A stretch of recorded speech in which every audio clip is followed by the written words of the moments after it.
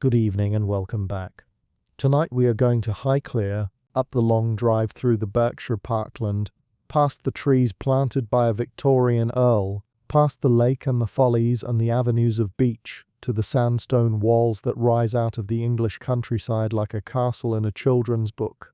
Highclere is the house you picture when you picture an English country estate. The turrets catching the late afternoon light, the terrace with its stone urns, the windows of the library glowing gold against the blue of a summer evening. It is the house that most people in the world recognize without knowing its name. They recognize it from photographs, from postcards, from the screens on which a version of its life has been shown to audiences of many millions. They know the dining room with the long table, the staircase with its carved oak balustrade, the drawing room where the tea things are carried in at 5 o'clock. What most people do not know is that the story of the real family who built it, and who still lives in it, is stranger and sadder and more remarkable than any drama that has been made around its image. Tonight we are going to tell that story, and through it, we are going to tell the larger story of the families who built England, the Herberts and the Cavendishes, the Percys and the Spencers, the Cecils and the Sackvilles and the Stanleys and the Curzons, families whose names were once spoken with a reverence that ordinary people reserved for monarchs. Families who owned enough of England between them to redraw the map of the country. Families whose daughters became duchesses, and whose sons commanded armies, and whose portraits hang today in the National Gallery not because the painter was famous, but because the sitter was famous. These were the dynasties. They had held their land since the Norman conquest, or the dissolution of the monasteries, or the reign of Charles II. They sat in the House of Lords by right of birth. They ran the government and the army and the church and the empire. They were so thoroughly embedded in the fabric of English public life that it was difficult to imagine England without them. And then, within a single lifetime, they lost almost everything. Not all of them. Some survived. A handful survived brilliantly. But between 1900 and 1960, a world that had seemed as permanent as the hills dissolved into something else. The country houses that had defined English life for 300 years were demolished at a rate of one a week for years on end. The contents were sold at auction. The parks were broken up. The families who had served the empire and fought its wars found themselves suddenly exposed. The money was gone. The sons were dead. The world had moved on, and it had left them stranded in rooms they could no longer afford to heat. This is the story of how it happened, how the dynasties rose, how they ruled, and how they lost almost everything. It is a story of marriages made for money, and of marriages ruined by money, of sons killed in wars that served interests their parents could not always explain, of daughters married off like cargo so that a house could have a new roof. It is a story of women whose names are half forgotten, but whose intelligence and endurance kept estates running through crises that the men around them could not handle. It is a story of fathers who watched their sons die, and who then had to sell the portraits of their ancestors to pay the tax on those deaths. It is in the end a story about what money can do and what money cannot do, about what survives and what does not, about the peculiar melancholy of a great family watching its own decline in real time, unable to stop it, unable to slow it, able only to bear witness and to hope that something, anything, might be left for the next generation. Tonight we are going to tell this story through the lives of particular families, beginning with the one who still holds the keys to Highclere. 10 episodes in the long, slow disappearance of a world. As always, I would love to know where in the world you are listening from and what time it is for you. Whether you are here to drift into sleep or to wander through the great houses of a vanishing England, I am glad you are with me, and if you have not yet subscribed, I would love it if you did, so that you never miss a story. Let us begin. We begin at Highclere, not because it is the oldest of the great houses, or the grandest, or the most important, but because the story of Highclere contains almost every theme we are going to explore tonight. A house inherited by a man who could not afford it. A marriage arranged to save it, a wife who poured a fortune into its stones and came out ruined. A lengthy archaeological obsession that ended in a tomb full of gold and a death that the newspapers called a curse. A war that filled the bedrooms with wounded men. a widow who outlived her world by 40 years and died in a flat in Bristol. The Herberts have been at Highclere since 1679. That is the date on which the estate passed into their hands, when Sir Robert Sawyer, a lawyer, left it to his daughter Margaret, who had married Thomas Herbert, the 8th Earl of Pembroke. From that moment the Herbert family controlled the land on which Highclere Castle now stands, and they have controlled it without interruption 50 years. And Sir, bestis pamselide om stekrats and vinamedi, opulnamedi nulakatekrats. Most of the great dynasties have at some point sold their seat or watched it pass to a distant cousin, or demolished it and started again. The Herberts kept theirs. They kept it through wars and revolutions and stock market crashes. They kept it through deaths and scandals and bankruptcies. They kept it because a succession of women, often women who had married into the family rather than been born to it, made extraordinary decisions at extraordinary moments and paid the price for those decisions with the rest of their lives. The house you see today was built in the 1830s and 1840s on top of an older, plainer Georgian house. The architect was Charles Barry, the same man who designed the Palace of Westminster. The style is High Victorian Gothic, all turrets and pinnacles and carved stone, rising out of the Berkshire countryside like a fortress that has forgotten what it is defending against. The 3rd Earl of Carnarvon commissioned it, the 4th Earl inherited it, and the 5th Earl, who was the man at the centre of the story we are about to tell, inherited a house that looked magnificent from the outside, and that was, on the inside, slowly falling apart for lack of money. George Edward Stanhope Molyneux Herbert became the 5th Earl of Carnarvon in 1890. He was a frail, asthmatic, intelligent man in his mid-20s, with thinning hair and a face that looked older than his years. He had been at Eton briefly, and then at Cambridge briefly, and had left both without distinguishing himself academically. What he loved was motor cars and horses and the idea of travel. He was one of the earliest owners of an automobile in England, and he drove with the reckless enthusiasm of a man who had never quite mastered the mechanics of the thing but who was thrilled by the speed. In 1901 he crashed his car in Germany. The crash nearly killed him. It damaged his lungs and his legs and his constitution permanently, and it is the reason he spent the winters of the rest of his life in Egypt, where the dry heat eased his breathing. The estate he had inherited was magnificent and expensive. 6,000 acres of Berkshire farmland, a house with 80 rooms and a staff of dozens, a stable of race horses, a social calendar that required a London house as well as the country one. The 5th Earl lived as his father had lived and as his grandfather had lived because that was what a man of his rank did, and the money to sustain this life had to come from somewhere. It came, in his case, from his grandfather's investments and his father's careful management, and a steady drawdown of capital that could not continue forever. By the early 1890s, the 5th Earl was, in the language of his class, in difficulties. The estate was mortgaged. The bills were accumulating. The life he was living was a life he could not afford, and the solution that his family and his advisers arrived at was the same solution that thousands of aristocratic families had arrived at before him. He had to marry money. The woman he married was Almina Victoria Maria Alexandra Wombwell. She was 18 years old. She had been raised in Bruton Street in Mayfair by her mother, Marie Wombwell. Marie was married to a Captain Frederick Wombwell of the 9th Lancers, but she had been, in all practical senses, living for years as the mistress of Alfred de Rothschild, the unmarried senior partner of the London branch of the Rothschild Bank. Almina was Alfred's daughter. Everyone in London society knew this in the way that London society knew everything while pretending to know nothing, and Alfred treated Almina as his child in every way that mattered short of giving her his name. He educated her. He bought her clothes. He took her to Paris. He installed her mother in the Mayfair house and paid for the staff and the carriages and the dressmaker and the footman who opened the door. And when Almina came of marriageable age, he did what fathers of his class did for daughters they loved. He arranged to give her a fortune large enough to buy her a husband. The fortune was immense. Alfred de Rothschild agreed to pay the 5th Earl of Carnarvon an initial sum of £500,000 on the wedding day. with additional settlements over the years that brought the total closer to 1 million. In the money of 1895, this was a sum so vast that it is difficult to translate into modern terms.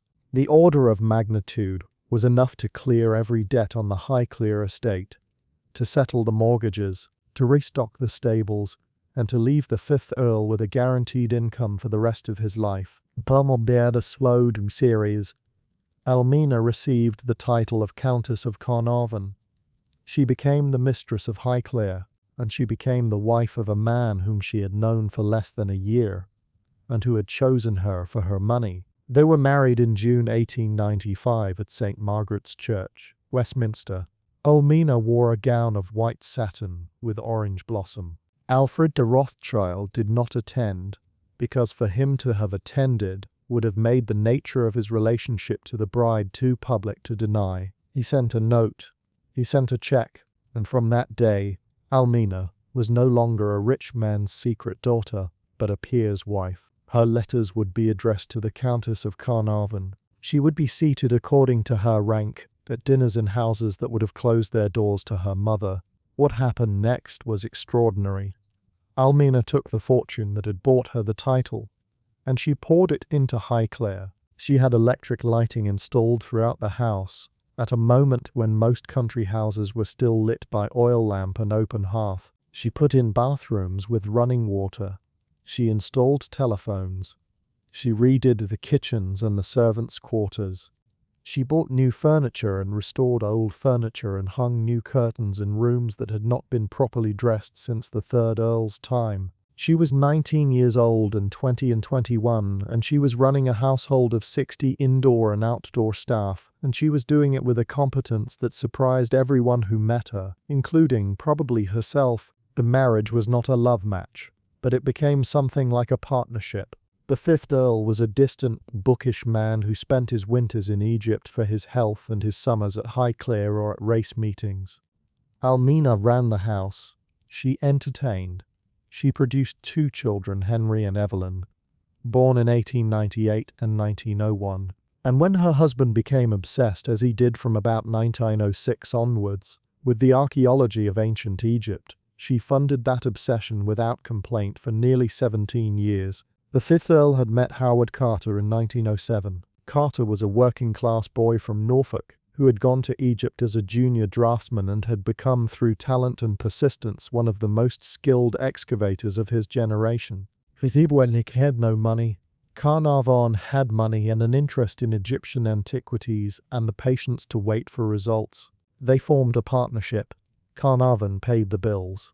Carter did the digging. For 15 years they excavated in the Valley of the Kings, finding minor tombs, minor objects, nothing that would justify the enormous sums Carnarvon was spending. By the autumn of 1922, Carnarvon was running out of patience. He told Carter that he would fund one more season, and then the partnership would end in November 1922.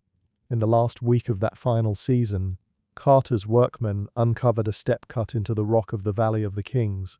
Then another step. Then a sealed door. Carter sent a telegram to Carnarvon in Hampshire. Carnarvon and his daughter Evelyn traveled to Egypt on November 26, 1922. Carter made a small hole in the sealed door and held a candle through it, and Carnarvon, standing behind him, asked the question that would become the most famous question in the history of archaeology. "Can you see anything?" And Carter, looking into the chamber, said that he could see wonderful things. The tomb was Tutankhamun's. It was the only royal tomb in the Valley of the Kings that had survived the ancient grave robbers more or less intact. It contained 5,000 objects. The great gold mask, the nested coffins, the throne, the chariots, the jewelry, the furniture, the objects of daily life that had been buried with a boy king in 1323 BC and that had lain undisturbed for 3,245 years. It was the archaeological discovery of the 20th century. It was arguably the archaeological discovery of all time, and it made the fifth Earl of Carnarvon, for the last months of his life, one of the most famous men in the world. He did not live to enjoy the fame. In the spring of 1923, In Cairo, Lord Carnarvon cut a mosquito bite on his cheek while shaving. The cut became infected. The infection entered his bloodstream. He developed blood poisoning and then pneumonia, and on the 5th of April 1923 he died in the Continental Savoy Hotel in Cairo. He was 56 years old. Almina was at his bedside. Their son, the new 6th Earl, arrived 2 days after the death. The newspapers called it the curse of the pharaohs, and ran stories that made his death seem mysterious and ominous. It was neither. He was a man in poor health, living in a hot climate before antibiotics, and he had died of a cut on the face that any modern doctor could have cleared up in a week. Almina brought his body home. She buried him on Beacon Hill, on the estate where the Herberts had been buried for generations, and she took up the management of Highclere and of her own life with the same determination she had brought to everything else. She was 47 years old. She was richer than she had been when she married, because Alfred de Rothschild had died in 1918 and had left her the bulk of his personal fortune. She had 2 grown children, and she had, from the years 1914 to 1919, the experience of having turned her house into a hospital and of having run it as a nurse and administrator through the worst years of the First World War. I want to linger on this because it is the part of Almina's life that is least known and most remarkable. When the war broke out in August 1914, Almina did what many aristocratic women did and offered the use of her country house as a hospital for wounded officers. What she did next was what many aristocratic women did not do. She did not simply hand the keys over to the Red Cross and retire to a London flat. She moved into the house and ran the hospital herself. She hired nurses at her own expense. She bought equipment that the Army Medical Service could not or would not supply. She paid for everything. She personally nursed men through operations and through the long nights of fever that followed. She wrote letters on their behalf to their families. She sat with men as they died. She kept meticulous records, and when the war ended and the hospital closed, she went up to London and opened another one, a private nursing home on Bryanston Square, where she continued to work as a matron administrator for years. She was good at it. The men who had been her patients wrote to her for the rest of her life, and some of them came to visit. The doctors and nurses who worked with her respected her professional judgment. She had discovered, in her late 30s, a capability that a life of dinners and balls and estate management had not required of her, and the discovery seems to have meant more to her than almost anything else she did. After the 5th Earl's death, Almina's story took a sadder turn. She remarried, within months of being widowed, to a man named Ian Denniston. The marriage was not happy. She spent recklessly, as she had always done, but the income that had sustained the spending was drying up. Alfred's fortune, vast as it had been, was not inexhaustible. She lost a famous legal case over a maintenance payment that consumed a fortune in lawyers' fees. She sold her London house. She sold her jewelry. She moved into progressively smaller flats. By the 1950s, she was living on a modest pension. She died in 1969, aged nearly 93, in a small flat in Bristol, attended by a single companion. Her body was wasted by the years, but her mind, according to those who knew her at the end, was still sharp enough to recall with perfect clarity the night in November 1922, when the light was lifted and the tomb was opened, and everything for one brief moment had been gold. Highclere survived her. Her son, the 6th Earl, inherited an estate that was no longer bankrupt, but that was not rich either. Her grandson, the 7th Earl, managed it through the lean decades of the mid-20th century. Her great-grandson, the 8th Earl, lives there now with his wife, and they have opened the house to the public and to film crews and to the tourists who come to see the castle and the Egyptian exhibition in the cellars. The house has outlasted its Almina, as houses do, and the family has outlasted its difficulties, which is more than most of the great dynasties can say. The Herberts kept Highclere. They kept it because a young woman with a secret father and a fortune to spend decided, in 1895, that this house was worth saving, and because the next century of her family's life was shaped by the consequences of that decision. To understand why Almina's decision mattered, to understand why any of the stories we are about to tell matter. We need to understand how a dynasty was built in the first place, how a family came to own a house like Highclere or Chatsworth or Blenheim, how the land and the money and the titles and the power accumulated into the hands of a few hundred families over the course of 700 or 800 years, and how the system that built those dynasties also quietly destroyed the lives of the people who did not happen to be born into the right position within them. This English aristocracy, as we know it, was built on three foundations: land, marriage, and the legal doctrine of primogeniture. Take away any one of these three, and the whole system collapses. Together they produced a concentration of wealth and power in a few hundred families. That is, in the long view of European history. Most European aristocracies were broader, shallower, poorer. The English aristocracy was narrow, deep, and almost unimaginably rich. The land came first. In the years after the Norman conquest, William I distributed the estates of the Anglo-Saxon nobility among his own followers. They were a few hundred men who had crossed the Channel with him in 166, and who were now rewarded with the conquered country. The names of those men, with spelling adjusted, are the names of half the families we are going to discuss tonight. Percy, Mortimer, De Vere, Neville, Stanley. They were the first wave. Over the centuries that followed, other waves came. Henry VIII, when he dissolved the monasteries in the 1530s, seized the land that had belonged to the church for 1,000 years and sold it cheap or gave it outright to his favorites, creating a new tranche of rich families almost overnight. The Cecils and the Cavendishes and the Russells owe their positions, in part, to Henry's break with Rome. Later monarchs made further grants. The Stuarts, the Hanoverians, even the Tudors in their earlier and later phases. All of them distributed land as a reward for political loyalty, and each distribution added families to the ruling class or lifted existing families higher within it. Once a family owned land, the land produced income. This is the simplest and most important fact about the English aristocracy. The land was rented to tenant farmers. The tenants paid rent twice a year, at Lady Day in March and at Michaelmas in September. The rent, collected across thousands of acres, produced a cash flow that sustained the family's life in London and at the country seat. The income was passive.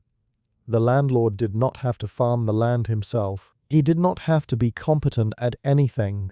He could read poetry or collect sculptures or gamble or drink, and the rent would come in regardless because the rent came from the land, and the land did not care what kind of man owned it. But land on its own is not enough to build a dynasty. Land has to be kept together across generations. The English solution to this problem was primogeniture, the legal principle that the eldest son inherits everything. Not a share, not a portion, everything. The house, the land, the title, the rents, the furniture, the paintings, the coal mines, if there were coal mines, the rivers, if the rivers happened to run through the estate.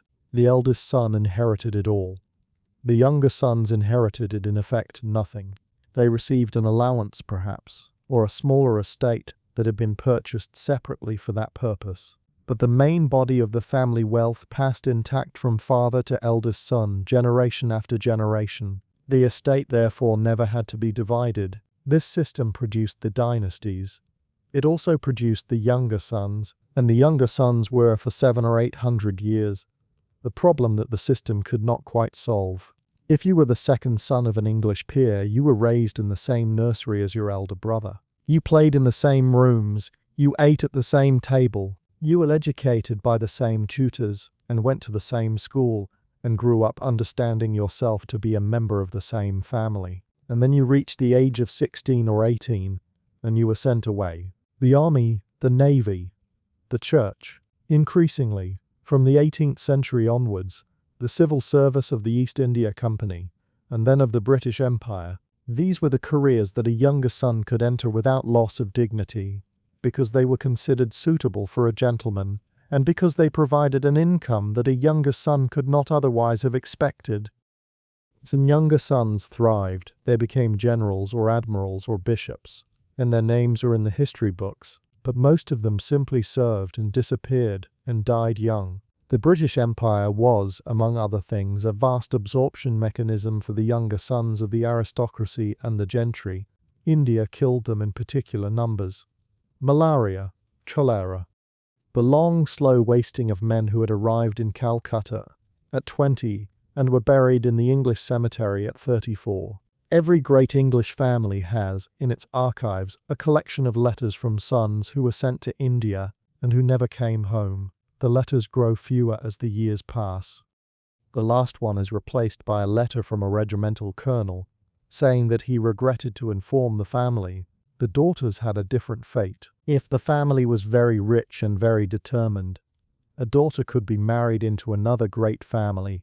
The marriage would be arranged in the same spirit as a treaty between nations. Lawyers negotiated the settlement for months. The bride and groom sometimes met only once or twice before the wedding. A successful daughter married well and produced heirs for her husband's family. She became, in effect, an exported asset, removed from her own family's accounts and added to someone else's. The daughters who did not marry were another matter entirely. An unmarried aristocratic woman in the 18th through 19th century had almost no prospects. She could not inherit. She could not work. She could not live alone, because a woman of her class was not allowed to live alone, or she remained at home, or at the home of a brother or a married sister. She was given a bedroom and a small allowance and a role that was never quite defined. But the role involved, in most cases, looking after someone else's children or managing the household in some subordinate capacity. She was the aunt. She was the sister. She was the cousin who had come to stay and who had stayed for 40 years. The memoirs of the great families are full of these women. These were women who had been beautiful at 20 and who had failed to marry. The reasons were sometimes their own doing, and sometimes nothing more than an accident of timing or health or fortune. They lived out the rest of their lives as dependents in houses where they had no status of their own. Some of them were beloved, some of them were tolerated. Their letters are full of a particular loneliness. The loneliness of a person who lives surrounded by family and yet occupies no position within the family structure. The loneliness of a woman who has become, through no fault of her own, furniture. The system was cruel, but the system also worked. Primogeniture, combined with careful marriage strategy and the absorption of younger sons into empire service, kept the estates intact and the dynasties powerful for generation after generation. It produced the country houses and the portrait galleries and the libraries. It produced the political power that the aristocracy exercised in the Lords and the Commons. It produced the wealth that funded the Grand Tour and the art collections and the season in London. It produced, in short, the world we are going to walk through tonight. A world built on the systematic sacrifice of younger sons to the colonies and of unmarried daughters to the nursery. A world that we remember for its splendor and forget for its cost. One more thing needs to be said before we move on because it explains much of what is to come. The dynasties were not in general good at money. They were good at owning it. The culture of the English aristocracy discouraged the active pursuit of wealth as something that was beneath a gentleman. A gentleman did not go into trade. A gentleman did not invest his capital in risky enterprises. A gentleman kept his land and collected his rents and spent what he earned. And if he spent more than he earned, he borrowed, because his credit was excellent and his lenders were patient. For centuries this worked. The rents rose. The land produced more because the techniques of farming improved. The debts could always be rolled over, paid off by the next generation, absorbed by the system. And then, in the last third of the 19th century, the world changed. Cheap grain began to arrive from America and Argentina and Australia, carried by the new steamships and the new railways. Wheat prices collapsed. The English farmer, who had been the basis of the English economy for 800 years, could no longer compete. Rents fell. Tenants could not pay. Some gave up their farms. Others demanded reductions. The income that had sustained the great houses for centuries began to shrink, slowly at first and then faster, and the landlords who had never learned to live on less now had to learn or to refuse to learn, which came to the same thing in the end.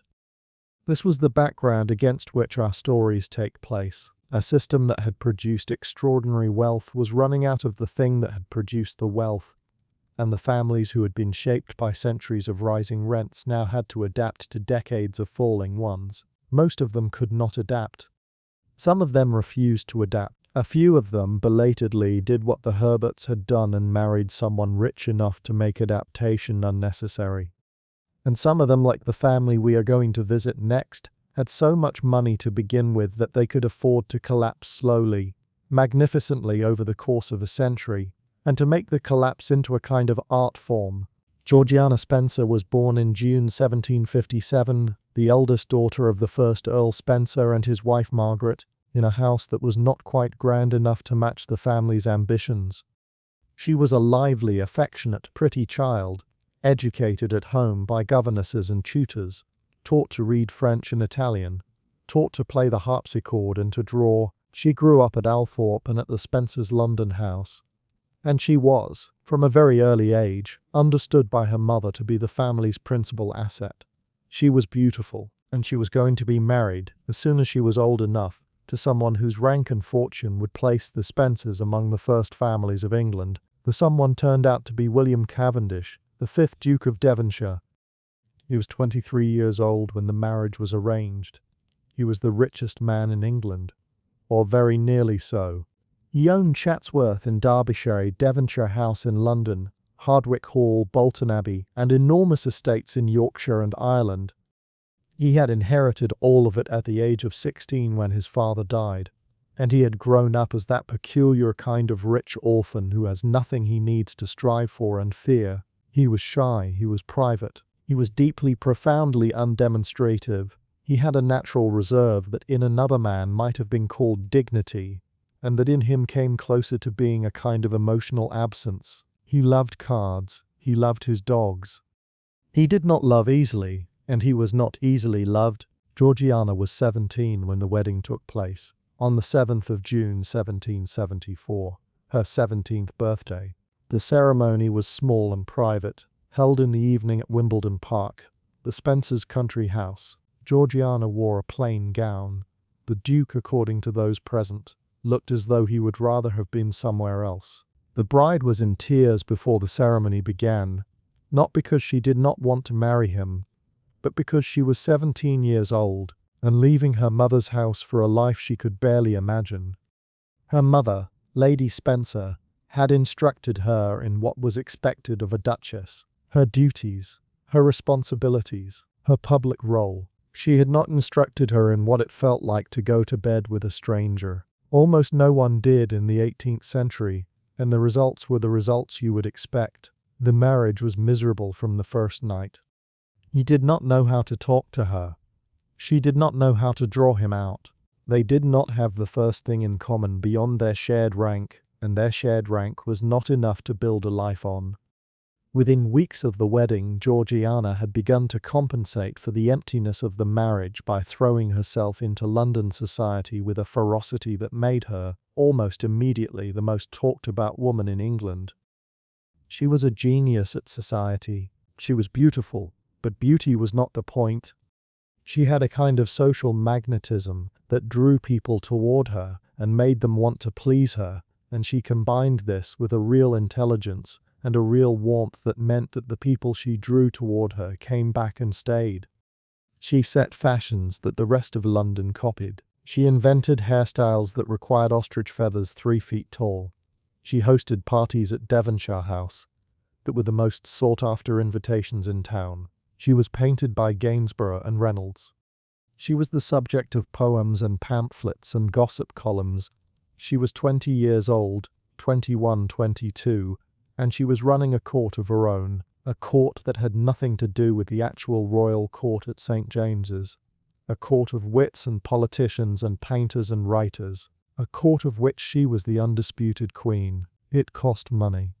It cost more money than anyone, including Georgiana, understood at the time. The entertaining, the clothes, the houses, and, underneath all of it, the gambling. Georgiana began to gamble almost as soon as she was married, because gambling was what fashionable women did in the 1770s and 1780s, and because gambling gave her a thrill that nothing else in her life was providing. She played faro.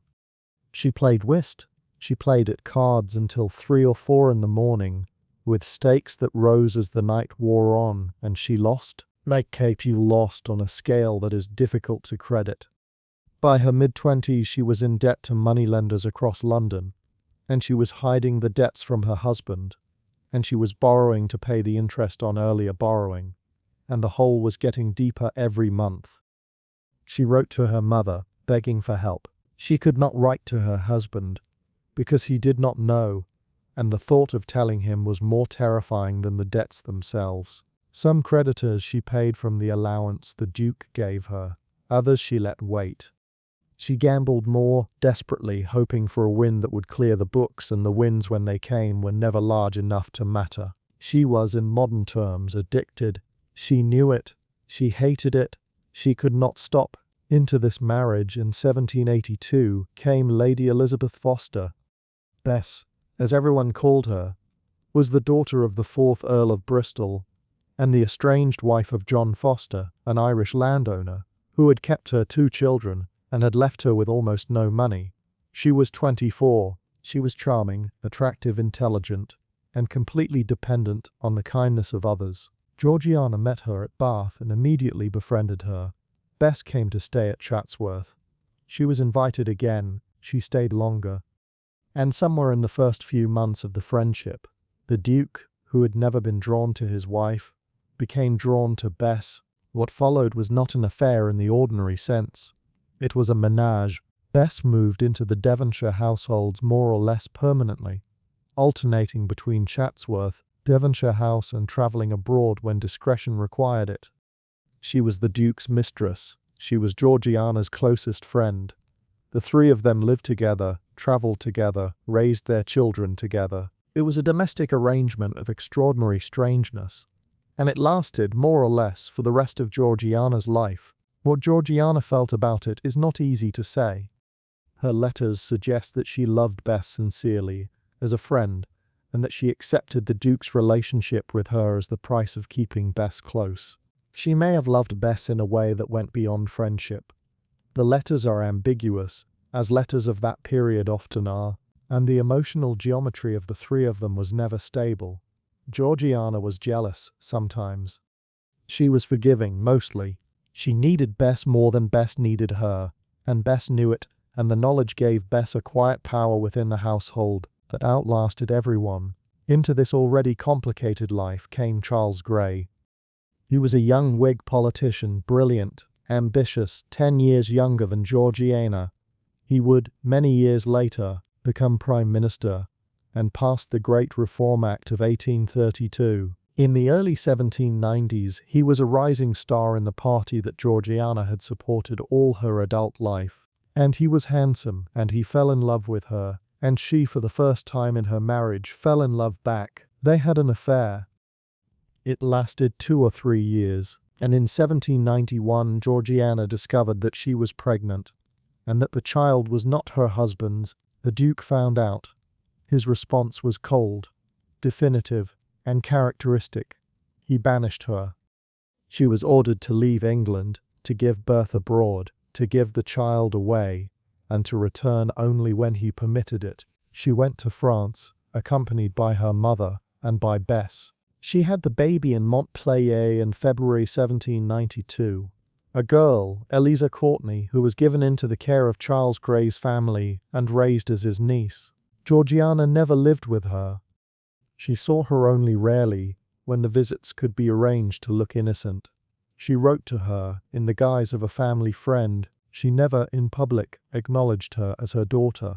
And she grieved for that daughter, quietly, for the rest of her life. She came back to England in 1793, to a marriage that was now worse than it had ever been, and to debts that had continued to grow while she was away.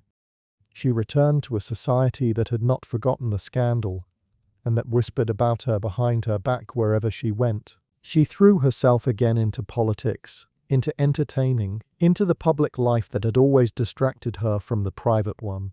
But something in her was broken. She had headaches that were so severe she could not leave her room. Her eyes began to fail. She lost the sight in one eye after a botched medical treatment that was supposed to cure an infection and instead destroyed the eyeball. She wore a patch. She was 40, 42, 44. She looked older. She died on the 30th of March 1806 in Devonshire House of what appears to have been liver disease compounded by years of stress and ill health. She was 48. Her funeral was attended by almost no one, because society did not generally attend the funerals of duchesses, and because her husband, who had not loved her in life, did not choose to make much of her in death. Bess attended. Her children attended. Her brother, the second Earl Spencer, attended.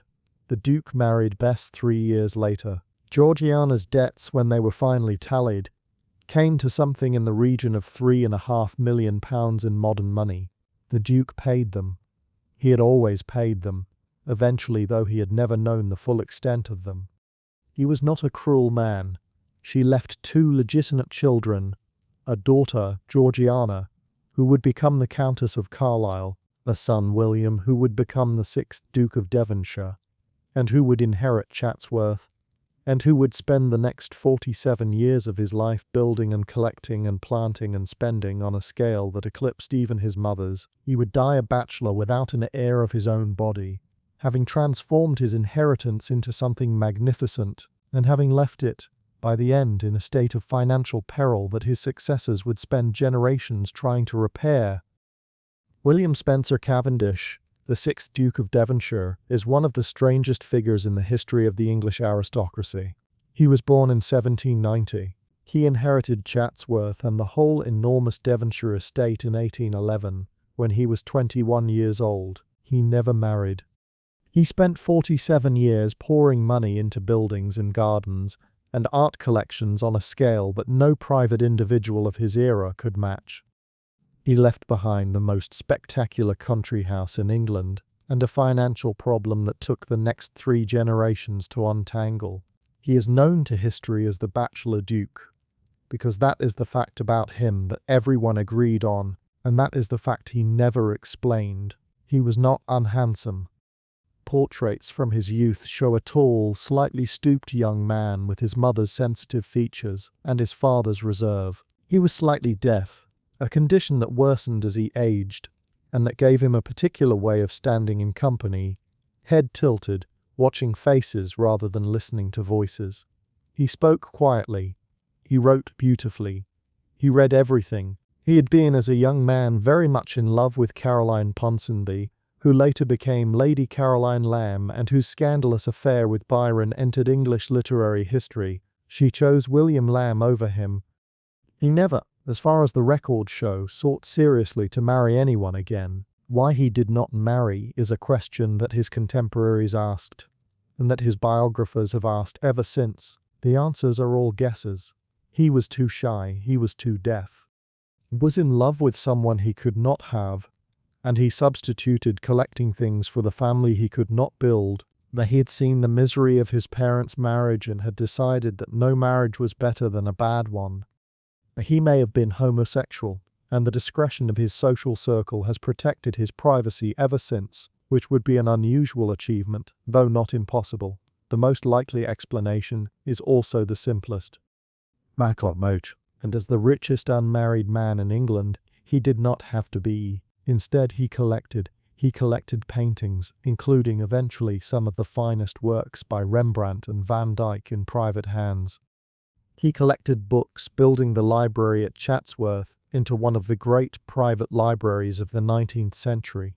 He collected sculpture, commissioning a gallery at Chatsworth specifically to house the Italian marbles he had bought on his grand tour. He collected minerals.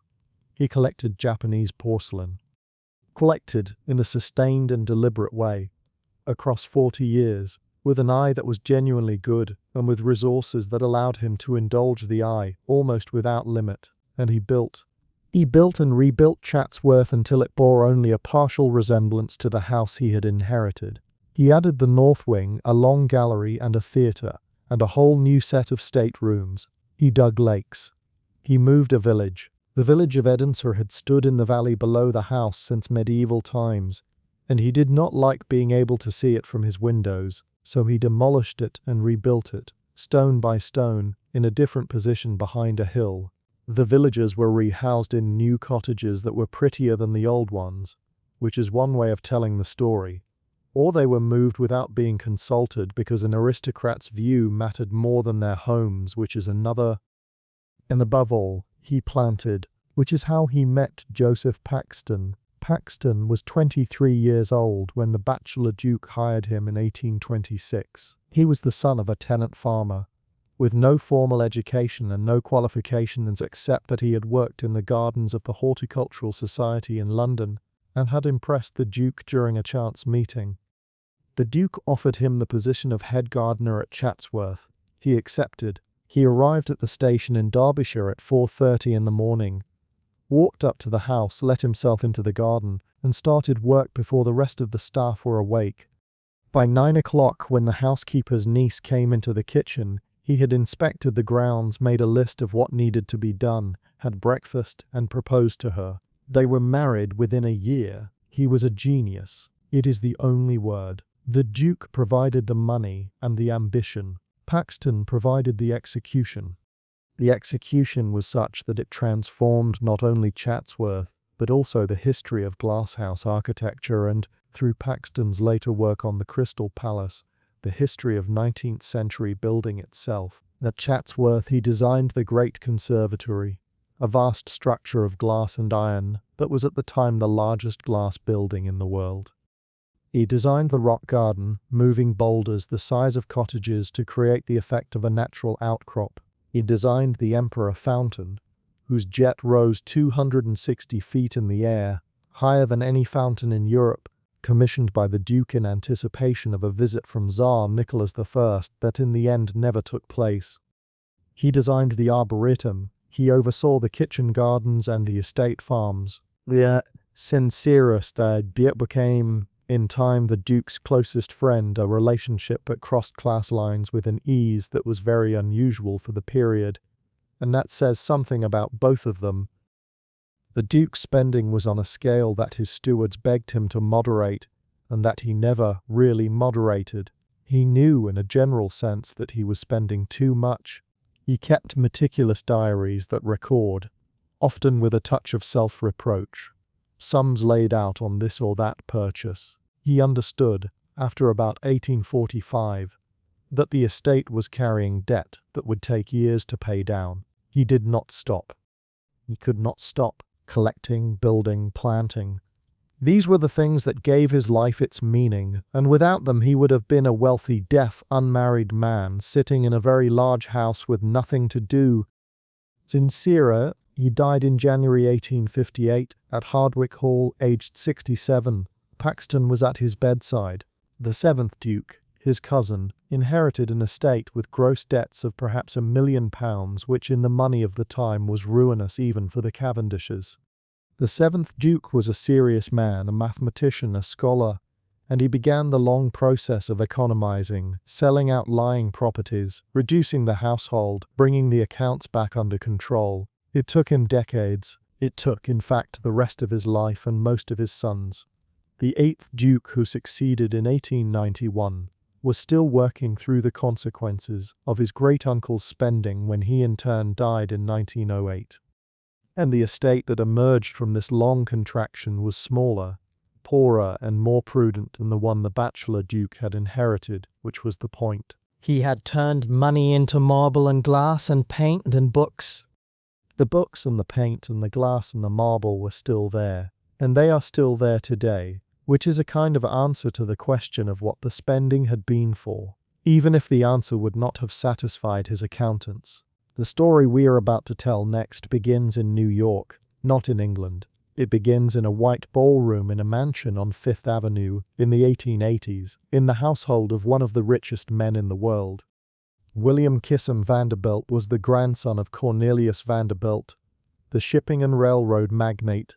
He had inherited a fortune that was, in its liquid and spendable form, probably the largest personal fortune in the United States at that moment.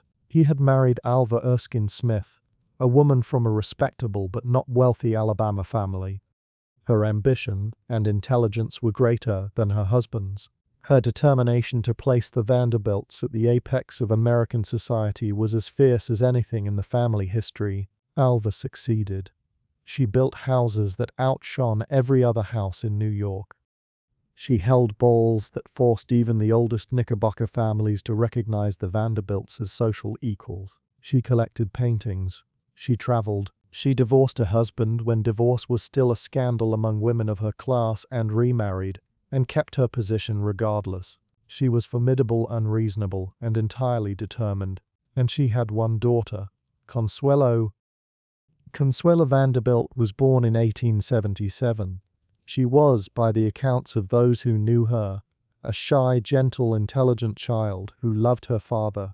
Alva educated her at home with governesses chosen for their linguistic and musical skills. She was brought up speaking English, French, and German fluently. She could read Latin and discuss literature and music and art at a level that a European princess would have recognized. She was also brought up to believe that her mother's word was law, and that her own role in life was to fulfill a destiny that her mother had chosen for her before she was old enough to walk. The destiny was a European title. Alva had decided early that no American marriage was grand enough for her daughter. An American husband, however rich, would only add to the Vanderbilt fortune without adding to the Vanderbilt status.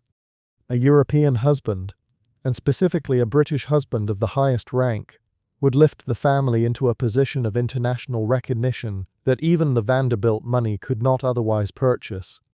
There were, at that moment, a limited number of young British dukes of marriageable age. Alva studied the list. She selected Charles Richard John Spencer Churchill, the 9th Duke of Marlborough, known to his friends as Sonny, a shortening of his courtesy title of Lord Sunderland.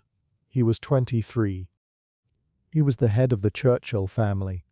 He was the cousin of Winston Churchill. He owned Blenheim Palace, the enormous Vanbrugh-designed house that had been built for the first Duke of Marlborough with money voted by a grateful parliament after the victory at Blenheim in 1704. He was also, like most young dukes of his generation, broke. Blenheim was a house that ate money. It had 200 rooms. It sat in 2,000 acres of parkland. It required a staff of more than 100. And the rents that had once paid for its upkeep had fallen steadily through the 1880s and 1890s as the agricultural depression deepened. The 9th Duke had inherited in 1892 at the age of 20 and had found within months that the estate was running a significant annual deficit and that the roof of the palace was leaking. He needed money. He needed, in fact, a great deal of money very quickly. His advisors suggested what advisors suggested to many young dukes in that position. He should marry an American. The negotiations were conducted by the families with a frankness that would have shocked the participants if they had been forced to say it out loud. A specific sum was agreed. $2.5 million was placed in trust, to be paid out over time, a fortune sufficient to rescue Blenheim from its immediate difficulties and to set the estate on a firmer footing. In return, Consuelo would become Duchess of Marlborough. She would move to Blenheim. She would produce an heir, and ideally a second son as well, and she would take up the public duties of her rank. Consuelo did not want to marry him. She was, at the time, in love with a young American named Winthrop Rutherford, whom she had met through her father's side of the family. She wanted to marry Rutherford. She told her mother so. Her mother informed her that she would marry the Duke of Marlborough, and that there was no discussion to be had. When Consuelo continued to resist, Alva confined her to her room, denied her access to Rutherford, and intercepted her letters. She told her daughter that if she did not comply, her mother would shoot Rutherford dead, and she added, with a clarity that Consuelo never forgot, that she herself would rather be tried for murder than see her daughter disappointed by a poor marriage. Consuelo complied. She was 18 years old. She had no allies. Her father, who might have taken her side, had been divorced from her mother the previous year and was effectively excluded from the household. She had no money of her own. She had no way to leave. And so on the 6th of November 1895, at St. Thomas's Church on Fifth Avenue in New York, Consuelo Vanderbilt married the 9th Duke of Marlborough in a ceremony that was reported on the front page of every newspaper in America. She wept behind her veil as her father walked her down the aisle. She wept so visibly that guests in the back rows could see the shaking of her shoulders. The Duke waited at the altar with the expression of a man who was performing a duty rather than achieving a desire. Afterwards, they traveled to Europe for the honeymoon, stopping first in England, where Consuelo saw Blenheim for the first time as its new mistress. She was overwhelmed by the scale of it. She was frightened by the staff, who bowed and curtsied, and addressed her as Your Grace. She was lonely in a way that she had not understood was possible. She was married to a man who did not love her, and whom she did not love, and this was the life she was going to live for the rest of her life, because there was no other option that her class and her moment allowed. It was worse than she had imagined. The Duke treated her with a cold civility that was, in its way, crueler than actual cruelty would have been. He did not speak to her at meals except to pass the salt. He disappeared into his own wing of the palace after dinner and did not come out again until the following day. He expected her to produce children, which she did, 2 sons, John in 1897 and Ivor in 1898, and he expected her to perform her duties as Duchess of Marlborough, which she also did, with a public grace that concealed the private misery. She entertained. She presided at the county shows. She opened flower shows and hospital wings. She was received at court. She was photographed for society magazines. And she was, underneath all of it, desperately unhappy. She tried in the early years to make the marriage work. She was a good mother. She was a competent, and eventually an accomplished, duchess. She redecorated parts of Blenheim and brought her own taste to rooms that had been neglected for decades. But the marriage itself did not change, because her husband did not change, and by 1906, 11 years into the union, they formally separated. She moved to a house in London. Cedric. He remained at Blenheim or at his rooms in London, and they saw each other only at the public events that required them both. They remained technically married for another 15 years, until a divorce was finally granted in 1921. 5 years after that, in 1926, the Catholic Church granted an annulment on the grounds that Consuelo had been coerced into the marriage by her mother. It was a ruling that Alva, by then elderly and reformed, actively supported. She had spent the last 30 years regretting what she had done to her only daughter. Consuelo married again, happily this time, to the French aviator and politician Jacques Bulsen. She lived in France through most of the interwar period. She wrote her memoirs, The Glitter and the Gold, which remain one of the most vivid accounts of the world of the dollar princesses as it looked from the inside. She died in New York in 1964, aged 87. She outlived the Duke by 30 years, and the mother who had forced her into the marriage by 31. She had spent the second half of her life in a freedom that the first half had prepared her to recognize as miraculous, and she never afterwards spoke of Blenheim with anything other than a careful, considered sadness. She was not alone. Between 1870 and 1914, more than 350 American heiresses married into the British aristocracy. The pattern was the same in almost every case. American industrial money, often 1 or 2 generations removed from the robber baron generation that had made it. British titles that were running short of the income their rank required. Parents on both sides who saw the advantages. Daughters who, in most cases, had not been asked. Jenny Jerome had done it first, in a sense. She was the daughter of Leonard Jerome, a New York financier and sportsman. She had met Lord Randolph Churchill at Cowes in 1873 and married him in 1874 after a whirlwind courtship that was, uncharacteristically for the pattern, genuinely romantic. The marriage was not entirely happy, but she produced Winston, who would go on to be one of the most important figures of the 20th century, and she established a template that other American mothers studied and imitated. An American girl with looks, confidence, and money could capture a British aristocrat. The barrier was lower than it looked, because the aristocrats needed the money more than the American girls needed the titles, even when the American mothers pretended otherwise. Mary Leiter, the Chicago heiress who had married George Curzon in 1895, was another. Her father, Levi Leiter, had made his fortune as one of the partners in Marshall Field, the department store, and his wealth at its peak. Mary was clever, beautiful, and, unlike Consuelo, genuinely in love with the man she married. Her story we will come to next, because it is the saddest of the three, and because it illustrates most clearly what the dollar princess marriage cost the bride when everything else went right. There were many others.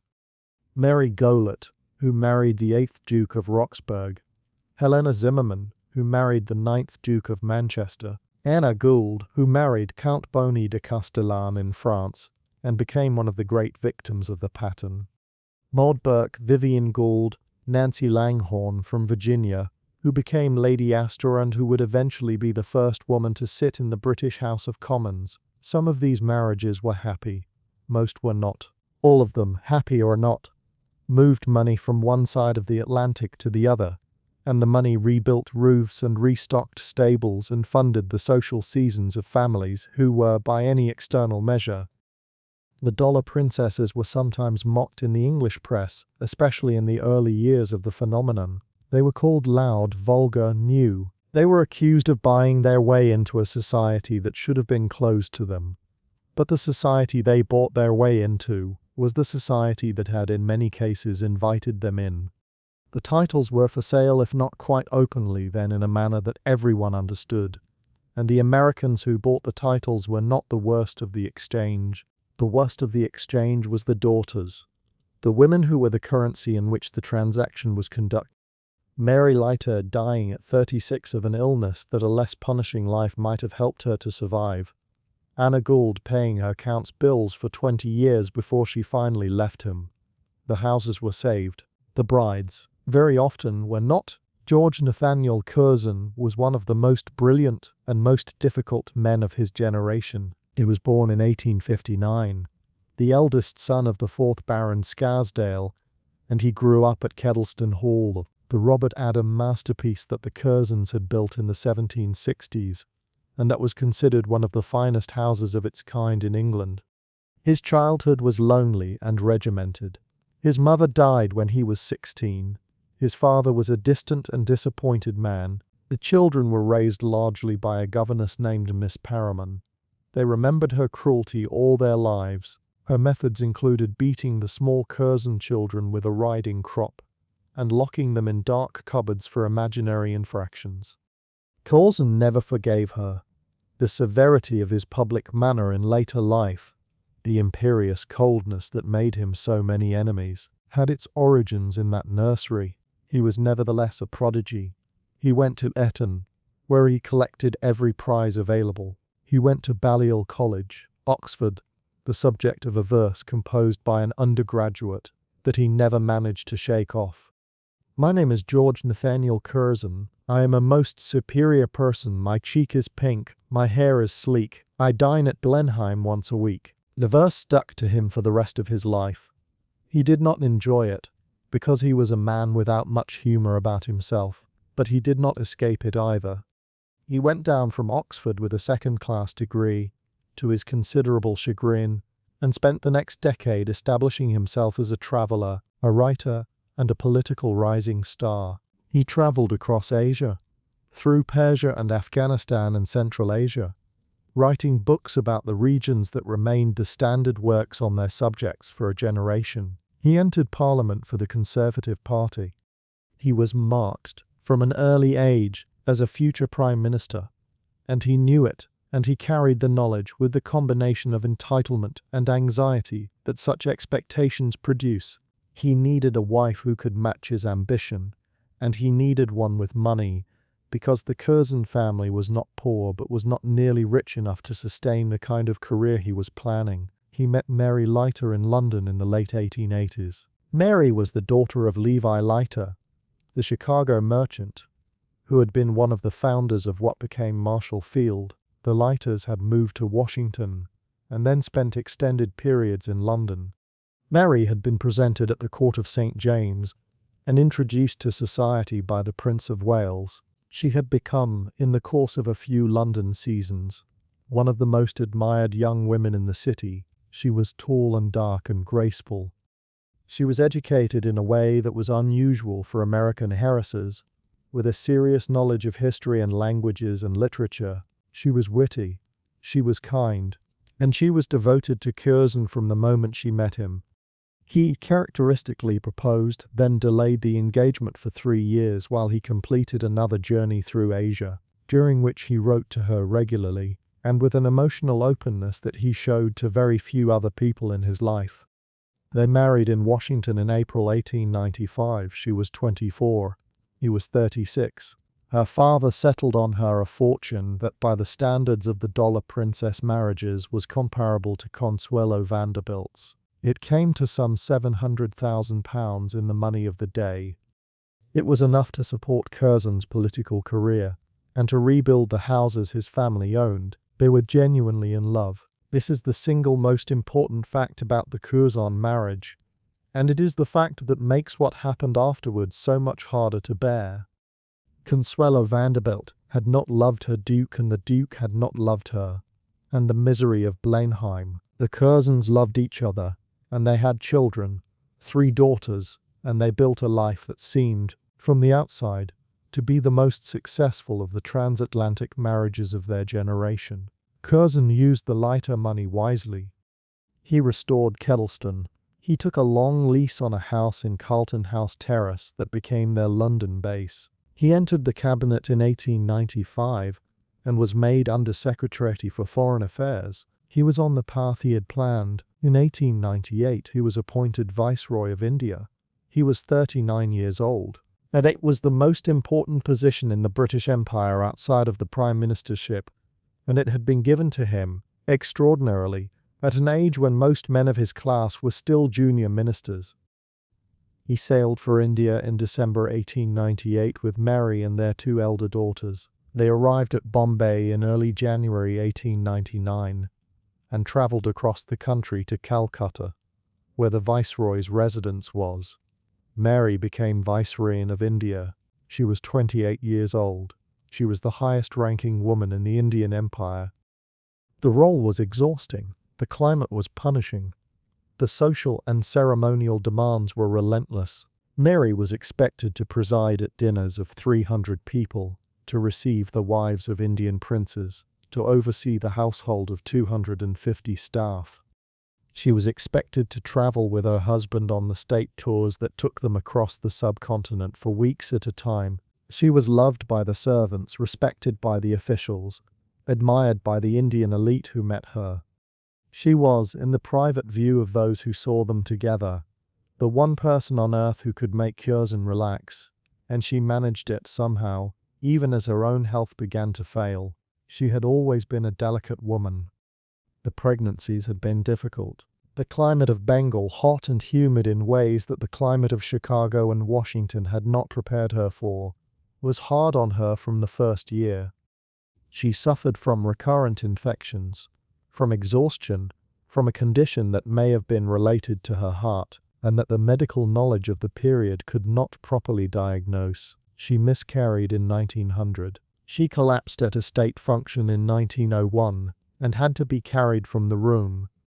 She returned to England for recuperation in 1901 and again in 1904, and each time she insisted, against the advice of her doctors, on going back to India to be with her husband.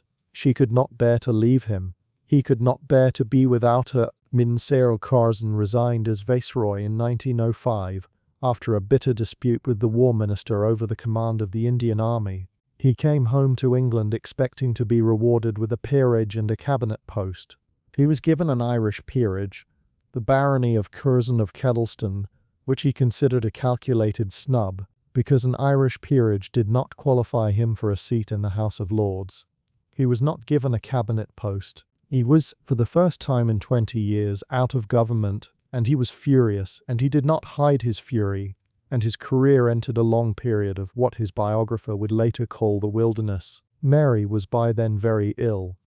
She rallied in the autumn of 1905, She spent Christmas at Kedleston with the family and seemed to be recovering.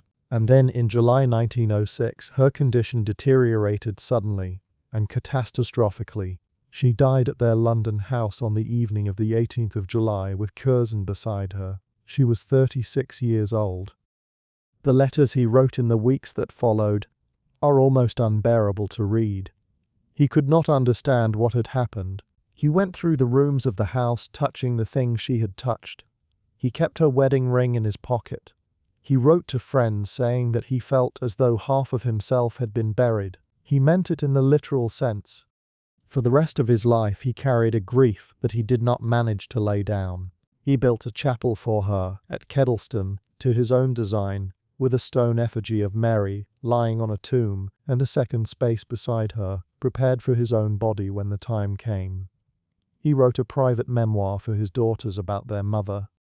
He did not remarry for another decade. When he did remarry in 1917 to Grace Duggan, a wealthy American widow, the marriage was affectionate and supportive.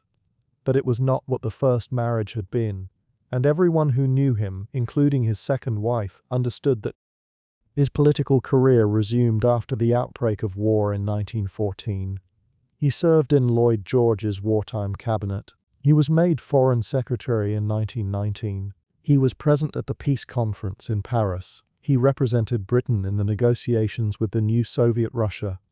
He was in the early 1920s one of the most senior and most experienced politicians in the country, and he was again very widely expected to become Prime Minister in May 1923.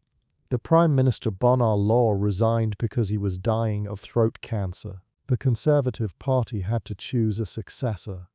There were two serious candidates, Curzon, who was Foreign Secretary and a Marquess, Stanley Baldwin, who was Chancellor of the Exchequer and who had entered the cabinet only the previous year. The king consulted senior figures. The senior figures advised in a matter of hours that Baldwin should be chosen.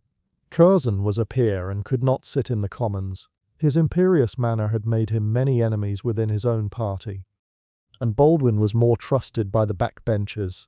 Curzon was told the news by Lord Stanfordham, the king's private secretary, in a hotel room in Montacute, Somerset, where Curzon had been staying for a weekend. He had expected the summons to Buckingham Palace. Instead, he received the news that he had been passed over. He wept. He sat on the edge of the bed in his hotel room and wept. In front of Stanfordham, a man he barely knew, he said, over and over, that it was the end of everything, that his life's work had been set at nothing, that he had been humiliated before the country. He was 63 years old.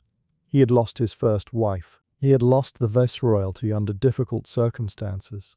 And now he had lost the office that every year of his life had been pointing toward. He never recovered. He continued as Foreign Secretary until the election later that year, and he served briefly again under Baldwin, but the fire had gone out of him. He died in March 1925. He was buried at Kedleston, beside Mary, in the chapel he had built for her 19 years earlier. He had outlived her by less than 2 decades, and had spent them, on his own account, grieving for her. The First World War changed everything for the great families, and to understand why we need to spend some time with a woman named Etty Grenfell. She was Lady Desborough. She lived at Taplow Court, a house on the Thames above London, and she was, for 3 decades before the war, one of the most celebrated hostesses in England. Her husband was William Henry Grenfell, the first Baron Desborough. He was a formidable athlete and sportsman who had swum the Niagara River twice, and who had rode and shot and hunted his way through a life of physical exuberance. He was, in his way, the perfect complement to Etty's social brilliance. He handled the estate and the sport. She handled the people. Etty ran what came to be called the Souls, a loose circle of politicians and intellectuals and aristocrats who gathered at Taplow and at other houses across England in the last years of the 19th century. The members of the Souls included Arthur Balfour, who would become Prime Minister, Curzon, whom we have just met, Alfred Lyttelton, Cabinet Minister and England cricketer, Margot Tennant, who married the future Prime Minister Herbert Asquith, the Wyndham sisters, the Ribblesdales, These were people who had known one another since childhood. They met constantly at country houses and London dinners. They talked about everything from politics to poetry to personal gossip, with a freedom and an intensity that the more formal society around them found slightly suspect. Eti was the center of this circle. She was not the cleverest of the souls. She was not the most beautiful. She was, however, the most attentive, the most loyal, the most capable of drawing the best out of each person in the room. She wrote several thousand letters a year in her own hand. She remembered every birthday. She sent condolences when people's parents died and congratulations when their children were born, and a steady stream of invitations that kept the network alive. When her guests came to tap low, she made them feel, for the duration of the visit, that they were the most important people in her life. She did this for hundreds of guests across decades. The sincerity of the effort was what held the souls together. She had 5 children. The 2 eldest were Julian and Gerald, known as Billy. They were tall, handsome, athletic, intelligent young men who had grown up at Taplow, with the whole English summer stretching across their childhood. Punts on the river, tennis on the lawn, books and horses and the company of the remarkable adults their parents were constantly entertaining. Both boys went to Eton. Both went to Balliol. Julian was a poet. Billy had been a scholar and was expected to follow his father into public life. By 1914, they were in their mid-20s, unmarried, with the lives of their class and generation ahead of them. They both enlisted within days of the declaration of war in August 1914. It was not a decision that required deliberation. Everyone they knew was going, and they went, and their mother, who understood what war could do, said goodbye to them at the railway station at Taplow and went home to her letters. She wrote to them daily, long, warm, gossipy letters full of news from home. They wrote back when they could. Their letters home are among the most beautiful written by soldiers of that war. Young men still in their 20s, trying to describe a world that was strange and terrible and at odd moments piercingly beautiful. They wrote in prose that did not spare their mother and themselves. Julian Grenfell was in Belgium in May 1915. He was a regular cavalry officer, a captain in the 1st Royal Dragoons. It had been in action since the autumn of 1914 and had already won the Distinguished Service Order for bravery during the First Battle of Ypres.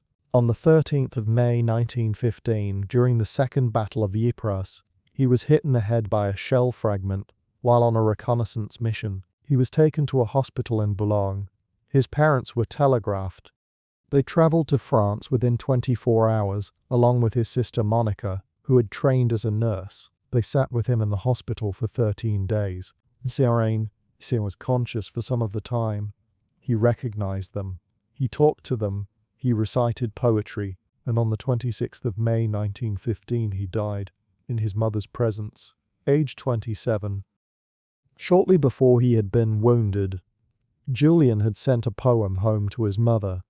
It was called Into Battle. It was published in the Times on the 28th of May, 2 days after his death, and it became, almost instantly, one of the most famous poems of the war. The fighting man shall from the sun take warmth, and life from the glowing earth. The poem was hopeful, almost pagan, a celebration of the soldier's body and the soldier's bond with the natural world. It was, read in the knowledge of his death, almost unbearably moving.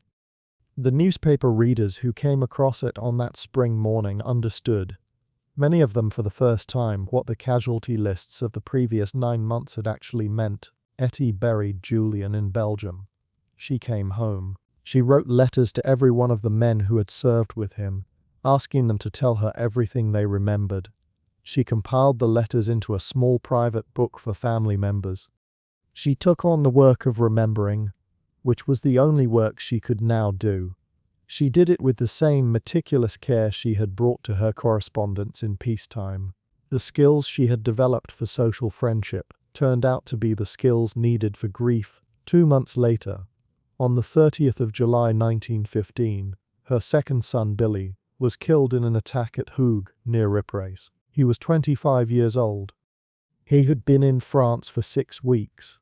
His body was never recovered. He is commemorated on the Menin Gate at Wise along with 54,000 other men of the Commonwealth who died in the Ypres salient and whose remains were never identified. Etty's public composure after this second death became a kind of local legend among the people who knew her. She continued to entertain. She continued to write her letters. She wrote to friends who had lost their own sons. Letters of a care and specificity that only she could have written. She did not in public speak of her own grief. Her diaries and her private letters tell a different story, of a woman who lay awake at night and who believed for years afterwards that she heard her son's footsteps in the corridors at Taplow. She lived for another 37 years. She died in 1952, aged 84. Her husband outlived her by a few years. They had 2 daughters still. But the line that would have continued the Desboroughs through their sons was broken. In May and July of 1915, in 2 battlefields in Flanders, and no amount of social work remembering could mend it, the Grenfells were not alone. The casualty rates among junior officers in the First World War, which is to say among the young men who came out of Eton and Harrow and Winchester, and the other great schools, were higher than the casualty rates among the ordinary soldiers they led. The officers went over the top first. They stood up to direct their men. They made themselves conspicuous as a matter of honor, and they were shot by the enemy at rates that exceeded even the appalling rates that applied to the rank and file. Approximately 1 in 5 peers or sons of peers who served in uniform was killed in the war, compared to something closer to 1 in 8 or 9 for the male population as a whole. The consequences for the great families were compounded by a particular feature of the inheritance system. When a young heir was killed in action, his father, who was often in his 50s or 60s, and who had been managing the estate for decades, was now facing the prospect of his own death within the next 10 or 20 years.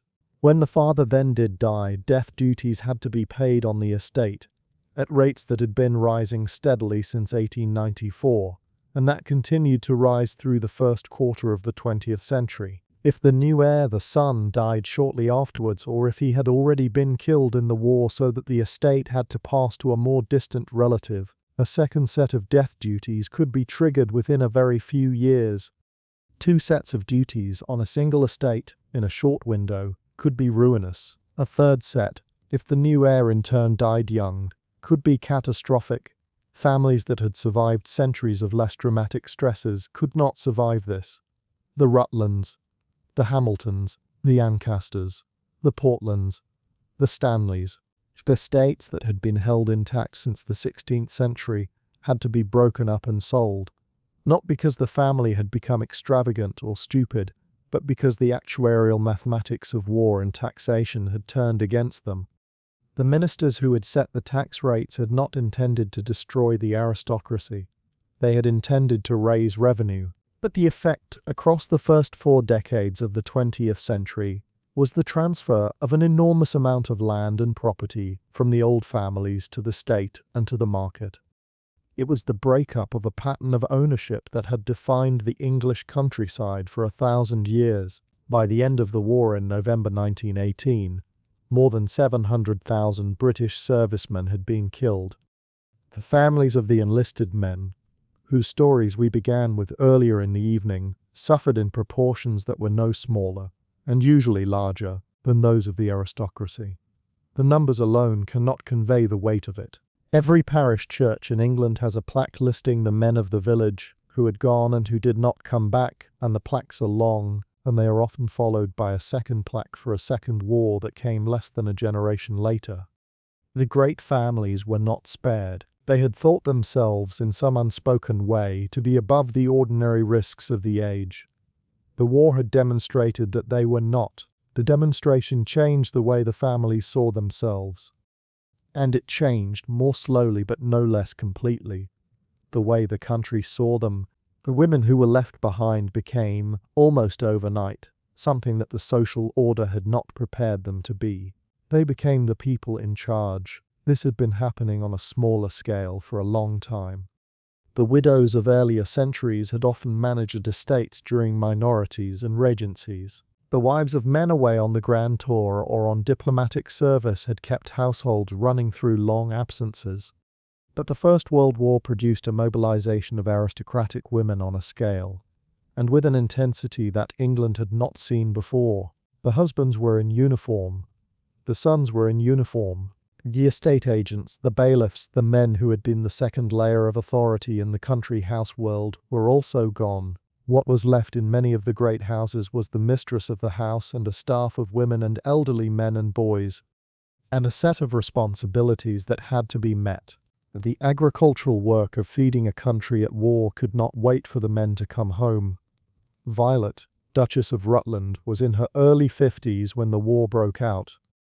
She had lived at Belvoir Castle for decades, raising her children and painting in watercolors and presiding over the social life of the Midland aristocracy. She had been, in her youth, one of the great beauties of her generation, the subject of portraits and poems, a member of the Souls along with Etty Desborough and the others. Her daughter Diana Manners was one of the most photographed young women in England in 1914, a figure whose face appeared in the society columns with a regularity that her mother had never quite known what to make of. During the war, Violet turned parts of Belvoir into a hospital.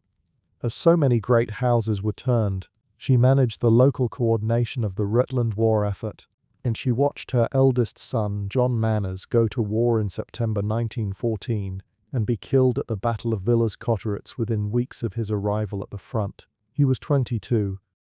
She never fully recovered from it, and the quiet, sustained effort of her war work was, in part, the way she found to survive the loss. Edith, Lady Londonderry, was one of the most politically influential hostesses in Britain. Her husband, the 7th Marquess of Londonderry, owned coal mines in County Durham and lands across the northeast, and Londonderry House in Park Lane was, during the Edwardian and interwar years, one of the most important political salons in London. Edith was not merely a hostess. She was a political operator, a personal friend of Ramsay MacDonald and Winston Churchill. Her breakfast parties brought together figures who would not meet anywhere else. Her influence on the backroom decisions of British politics was genuine, if unquantifiable.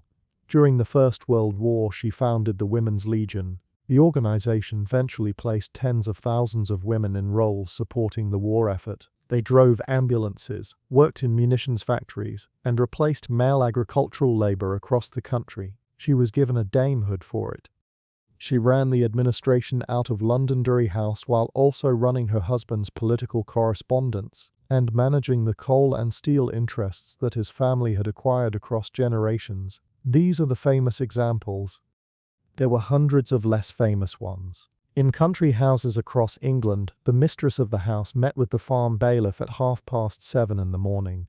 She reviewed the estate accounts after breakfast. She received the parcels of wounded officers off the trains at the village station in the afternoon. She walked the wards of the hospital that had been set up in the ballroom. And she wrote letters after dinner to the families of men who had died in her care. She might, in her spare hours, have been sewing shirts for the Red Cross or rolling bandages for the hospital or knitting socks for the soldiers. The day began before dawn and ended after midnight. It did so 7 days a week for 4.5 years. The women who did it did not, on the whole, complain. Complaining was not what they had been raised to do. And the men they loved were in situations in which complaint would have been indecent. They discovered, many of them, that they were good at it. Estate management turned out to be an application of organized intelligence, and the women who had been running households of 30 or 40 servants already possessed most of the skills required. Dealing with tenants required patience and memory and a sense of when to be firm and when to be flexible, all of which were qualities the mistress of a country house had been cultivating all her adult life. The accounts could be learned. The war shortages imposed a constant need to improvise and substitute and make do, and the women who had managed Christmas dinners for 50 people at short notice found that they could manage these challenges as well. Some of them began to enjoy it. This was the most complicated part of the experience, and the part least discussed in the letters and memoirs of the period. A woman who had spent 20 years arranging flowers and planning menus now found, at the age of 40 or 45, that she was making decisions that affected the livelihoods of 100 people. She was making them well. The landscape of her days had acquired a weight and a purpose that it had not previously had. The sense of usefulness was new. It was not something her education or her social milieu had prepared her to value in herself. But the usefulness was real, and once she had experienced it, the idea of going back to a life in which she would arrange flowers again took on a quality that was harder to accept. They did go back, most of them. When the men came home in 1919 and 1920, there was an expectation, unspoken but absolute, that the wartime arrangements were temporary and that normal order would now be restored. The estate bailiffs came back from France. The agents resumed their old positions. The mistress of the house was thanked, sometimes publicly, and she was expected to return to her earlier role. Many of them did so with relief. They had been exhausted. They had lost sons and brothers and friends. The war had demanded something of them that they had never expected to have to give, and the ending of the demand was, in its way, a kind of release. But some of them could not go back. Not exactly. They went back to the drawing room. They arranged the flowers. They presided at dinner. But the rooms had a different shape than they had had before. The woman who had spent 4 years making decisions did not entirely stop making decisions. She might continue to take an active interest in the estate management, to sit in on the meetings with the agent, to ask questions that she had never asked before. Some husbands welcomed this. Others resented it. A few marriages broke down under the pressure of a wife who had discovered herself, or a husband who had come home from the trenches changed in ways he could not describe, or both at once. And there were the widows, women whose husbands had been killed, and who had, by virtue of that death, and of the minority of their sons, inherited the management of the estate more or less permanently. These women did not have the choice of going back to their old role, because the old role required a husband, and the husband was dead. They ran the estates. They raised the heirs. They did in the peacetime of the 1920s and 1930s what they had done in the wartime of the previous decade. And they did it alone, and the skills they had learned in the emergency became the skills of their ordinary life. The daughters of these women watched. They absorbed in the air of their childhoods a sense that women could do more than their grandmothers had been allowed to do. It did not change the political reality immediately. Women over 30 had been given the vote in 1918, and the full franchise was extended to all women over 21 in 1928. But the wider structures of English public life remained overwhelmingly male for decades afterwards. The changes took their time. They moved from house to house and generation to generation in ways that were often invisible. But the 4 years of the war had demonstrated something about what women were capable of, and the demonstration was not entirely forgotten. Even when the post-war order attempted to forget it, the capabilities discovered and then suppressed. That is the quiet tragedy of this generation of aristocratic women. They found out, in middle age, what they could do, returned relaxing and dreading what. And then they were told, not in so many words but in every message the society around them sent, that what they had done would not be needed again. The sale at Stowe in 1921 and 1922 was, in the memory of the English aristocracy, the moment at which the great unraveling became visible.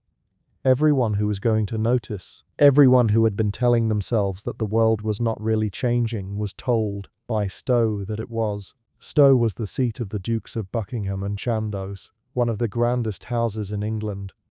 It sat in a park designed by Capability Brown, and ornamented with temples and bridges and avenues. These had been built over 2 centuries as a kind of physical manifesto of the family's importance. The Temple Grenvilles had collected paintings, sculptures, books and antiquities on a scale that matched the house. They had overspent through the 19th century, as so many of the dynasties had overspent, and by 1847 the second Duke was so deeply in debt that the contents of the house had been sold in a legendary auction that attracted buyers from across Europe. The estate had survived that first catastrophe, just barely, and had staggered on for another 7 decades. By the end of the First World War, the condition of Stowe was terminal. The last male heir had died in 1889. The title had become extinct. The house had passed through a female line to the Comte de Castellane, an unsuccessful French husband of one of the Grenville daughters. It had then passed to various trustees. It had been let to tenants. It had been neglected. And by 1921 it had become clear that no member of the family was going to be able to live in it again. The contents were put up for sale. The auction ran for days. The paintings, the furniture, the books, everything that remained of a library and a collection that had been assembled over 3 centuries. The house itself was sold the following year to a group of purchasers who, in a gesture that was simultaneously elegiac and hopeful, turned it into a public school. Stowe Old School opened its doors to its first pupils in May 1923 and continues as a school today. The park, the temples, the Great South Front, all of them still there, serving a different purpose, carrying a different generation through a different set of childhoods. Stowe was the beginning, or at least the beginning that everyone could see. Over the 30 years that followed, more than 1,000 English country houses were demolished. The pace varied. The worst decades were the 1920s, when the first wave of post-war bankruptcies hit, and the 1950s when death duties that had been deferred or disputed finally came due.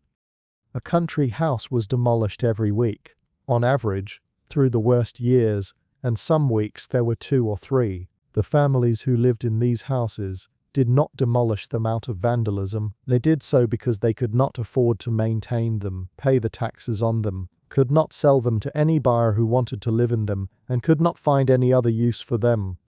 The alternative to demolition was a slow decay in which the roofs fell in, and the walls collapsed, and the garden became a wilderness. Demolition was, in a cold sense, a form of burial. The materials were worth something. A Victorian country house contained tons of lead on its roof, miles of oak and mahogany in its panelling and floors, decorative stone and marble in the chimney pieces and doorways, and copper and brass in its plumbing and its hardware.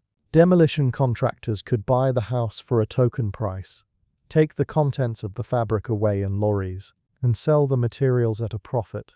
The pattern became familiar. A family would announce in the local press or in a letter to the Times that they had been unable to continue.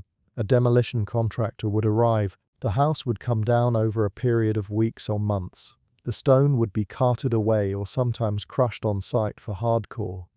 The land would be sold for farming or for housing or for golf courses. The family, if any of it remained, would move into a smaller house on the edge of what had been their park, or would leave the district altogether. Trentham Hall in Staffordshire was one of the earlier casualties, and its story shows the pattern in its fully developed form. It had been the main country seat of the Dukes of Sutherland, the Levison Gowers, who were the largest private landowners in Europe. Trentham was a vast Italianate house, designed by Charles Barry, standing in a landscape that had been laid out. It had been the setting for some of the most spectacular entertainments in Victorian England. It had received royal visits. It had been in every respect one of the houses that defined what an English ducal seat could be. And by the early 20th century it was uninhabitable. The river that ran through the park had been polluted by the sewage of the expanding industrial towns upstream. The smell in the summer was unbearable. The Duke's family simply could not live there anymore. The 4th Duke tried to give the house to the local authority in 1905. The local authority refused. He offered it to the government. The government refused. In the end, in 1911 and 1912, the house was demolished. The stables survived, the garden survived, but the great house itself, built at such cost and for such pride, was reduced to rubble and carted away. Trentham was not unique. It was not even unusual. What made it memorable for those who remembered it was the particular combination of scale and speed. A set had been built to express the permanence of a dynasty came down within the lifetime of men who had been guests at its final ball. Eaton Hall, the Duke of Westminster's Cheshire seat, was partially demolished in the 1960s. Wollaton Hall survived because Nottingham Corporation bought it. Welbeck Abbey survived because the Portlands still occupied it. Chatsworth survived because the Cavendishes, after the death of the 10th Duke in 1950, made what may have been the most determined and successful effort of any family in 20th century England to hold on to what they had.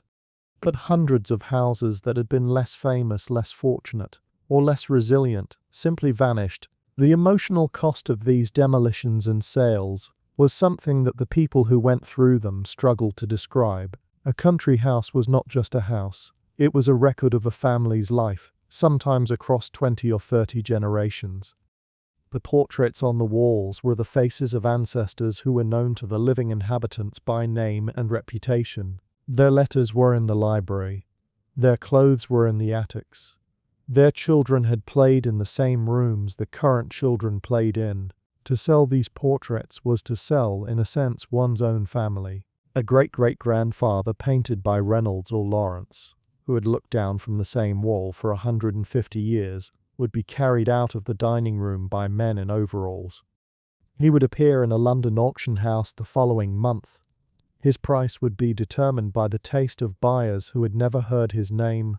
The letters and diaries of the generation that went through this are full of small moments that carry the weight of the larger change. A woman describes walking through the rooms of her childhood home for the last time before the sale, noting the mark on the wall where her grandmother's piano had stood, the patch of floor that her father's chair had rubbed smooth over 50 years. A man describes the day the furniture vans came, and how the books had been packed into crates in the wrong order, and how he had knelt among the crates trying to keep the sets together. A younger daughter describes the auction itself. The crowd moving through the house. Strangers handling the objects that had been her family's for centuries. The auctioneer's voice calling the lots in a room where her mother had held dinners for 40 people. The specific details are what survive, because what human memory holds onto when the larger story is too much. The archives were often the greatest loss. A country house library and a country house muniments room together contained, in many cases, the documentary history of the family and of the region. Estate records going back to the 16th century. Letters from monarchs. Deeds and charters and account books. Personal correspondence that was itself a record of the political and cultural history of England across generations. Some of these archives were rescued. The county record officers took in what they could. The British Museum, and later the British Library, bought what they could afford, but many archives were lost. Papers were burned because no one had time to sort them. Books were sold in lots by weight. Letters were pulped. The historians who came later, looking for the raw material of social history, often found that the material had been destroyed in the rush of the family's departure. The picture of the past they were trying to reconstruct had to be built from the partial and incomplete record that had happened to survive. It was, in the long view, a cultural catastrophe on a scale that England has not fully come to terms with even now. Not a political catastrophe, because the change was gradual and was in many ways the logical outcome of democratic and economic forces that had been at work for more than a century. Not a moral catastrophe, because the system that was being dismantled had been built on inequalities that no modern defense could sustain, but a cultural catastrophe in the sense that something irreplaceable was being lost. The houses, the collections, the specific, local, dense accumulations of beauty and history that generations of families had assembled. These were disappearing, and they were disappearing faster than anyone had time to catalogue. The people who were losing them were, in most cases, too busy with the immediate practical problems of moving house and paying the duties. There was no time to mourn the loss with the kind of attention it deserved. The mourning came later. It came in the 1950s and 1960s, when historians and architects and writers began to look back at what had been lost and to argue, belatedly, that more of it should have been saved. The National Trust, which had been founded in 1895, became the principal instrument of rescue, taking over houses from families who could no longer keep them and opening them to the public. The Country Houses Scheme, which was established in 1937 and extended after the Second World War, allowed estates to be transferred to the trust with the tax obligations set against the transfer. By the 1970s and 1980s, the pattern had changed. The rate of demolition slowed. The surviving houses were now protected, in many cases by listing procedures that made demolition very difficult. But by then more than 1,000 houses were already gone. The landscape of the English country house was permanently changed. The families who had owned them were either extinct or transformed or scattered.